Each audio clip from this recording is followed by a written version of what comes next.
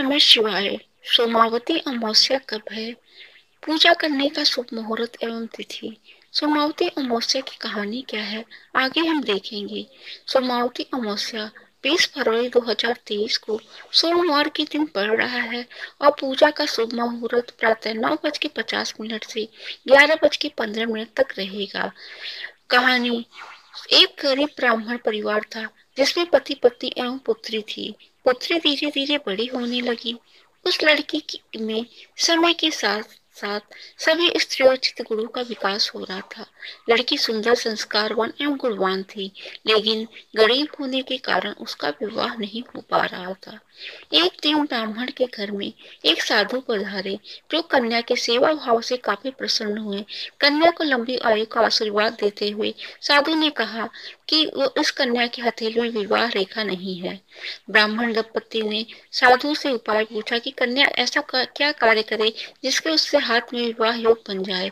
साधु ने कुछ देर विचार करने के बाद अपनी अंतर्दृष्टि से ध्यान करके बताया कि कुछ दूर में एक सोना नाम की धोबी जाति की एक महिला अपने बेटे और बहू के साथ रहती है, जो कि बहुत ही आचार विचार एवं संस्कार संपन्न है, पति परायण है। यदि वह कन्या उसकी उसकी सेवा करे और महिला इसकी शादी में अपनी मांग का सिंदूर लगा दे, तो वह कन्या का वैधव्य योग जो है वो मिट जाएगा। साधु ने यह भी बताया कि वह महिला कहीं आती जाती नहीं है।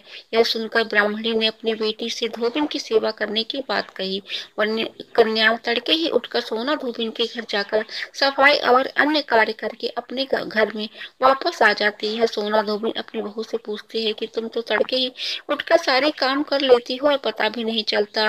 बहू ने कहा कि माँ जी, मैंने तो सोचा कि आप ही सुबह सुबह उठकर सारे काम खुद ही खत्म कर लेती है, मैं तो देर से जगती हूँ। इस पर दोनों सास बहू निगरानी करने लगी। कई दिनों बाद धोबी ने देखा एक कन्या अंधेरे में घर पे आती है और सारे कार्य करने के बाद चली जाती है।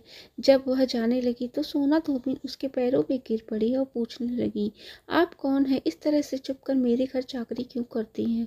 तब कन्या ने साधु द्वारा कही गई सारी बात बताई। सोना धोबिन पति प्रणाय थी, उसमें तेज था, वह तैयार हो गई। सोना धोबिन के पति थोड़ा अस्वस्थ थे।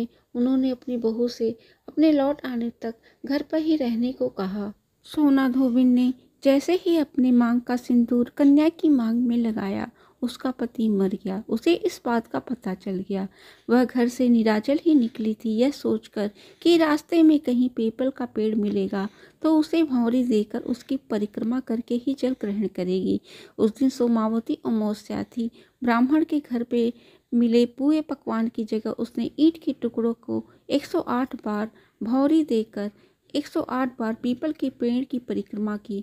उसके बाद जल ग्रहण किया। ऐसे करते ही उसके पति के मुर्दा शरीर में कंपन होने लगा। इस तरह जो इस कथा को पढ़ता है उसको अखंड सौभाग्यवती होने का आशीर्वाद मिलता है।